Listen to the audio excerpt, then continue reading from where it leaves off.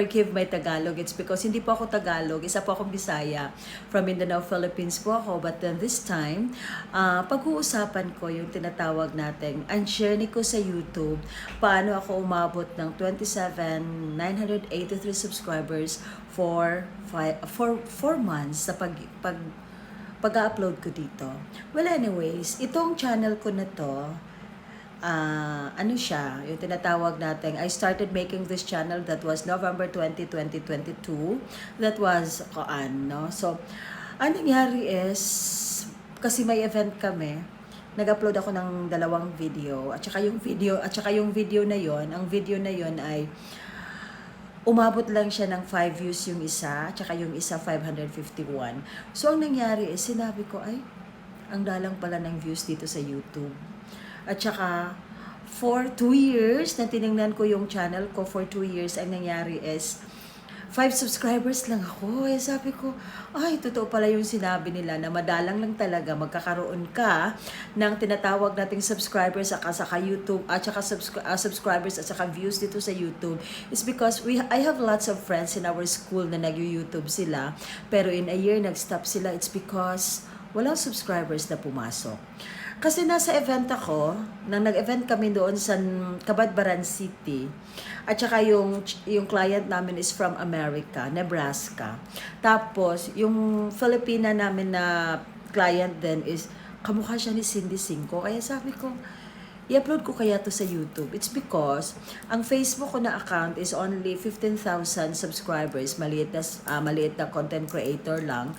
Tapos, hindi naman ganoon kadami ang manunood pag mag-upload ka about kasal at saka yung mga event. Kasi, alam naman natin yung Facebook ko, ano talaga ang tinitingnan o binuview ng mga tao. So, ang nangyari is, inisip ko, i-shorts ko kaya. Kasi, so ang nangyari is, nagsisearch ako paano yung shorts.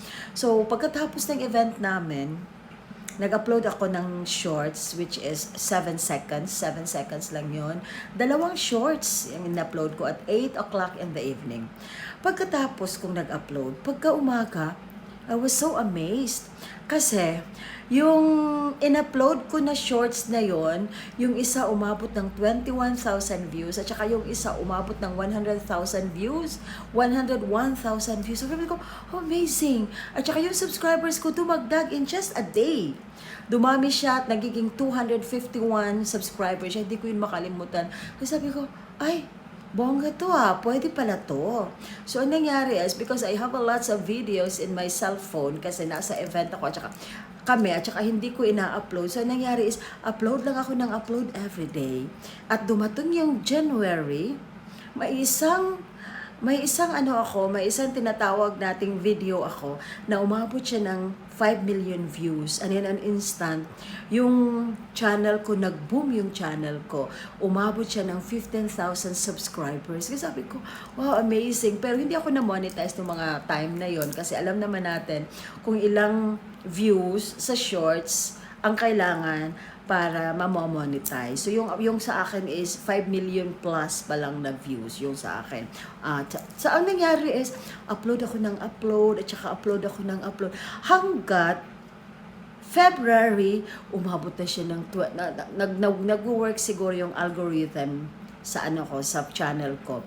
Yung February, umabot siya ng 16, 17, at saka every day, after 2 days, dumadagdag siya ng dumadagdag. At saka yung ako din naman, sabi ko, oh my God, this is so amazing.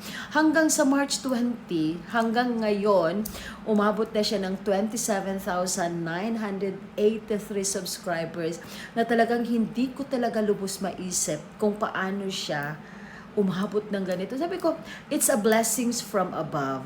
Na to this day, I would like to tell you nga na monetize na yung channel ko.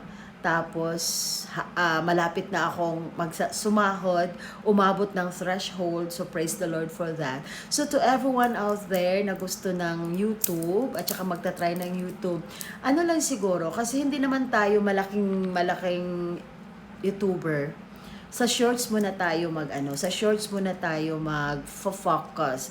Kasi yung shorts, dadami yung subscribers mo, tapos ang dali-dali lang makuha yung watch hours pag sa shorts. Kasi pag ano yung videos mo, tinatawag nating magba-viral yon. So, ang mangyayari is, ang dali-dali lang makuha yung watch hours for shorts. So, to this day, I'm just so looking, this is my first time na nagpakita ako ng mukha in my video.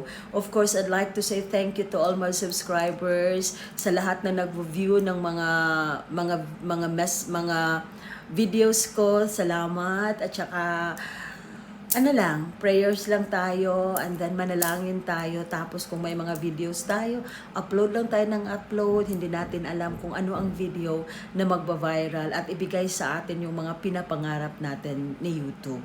So, yun lang. At saka, thank you so much for watching.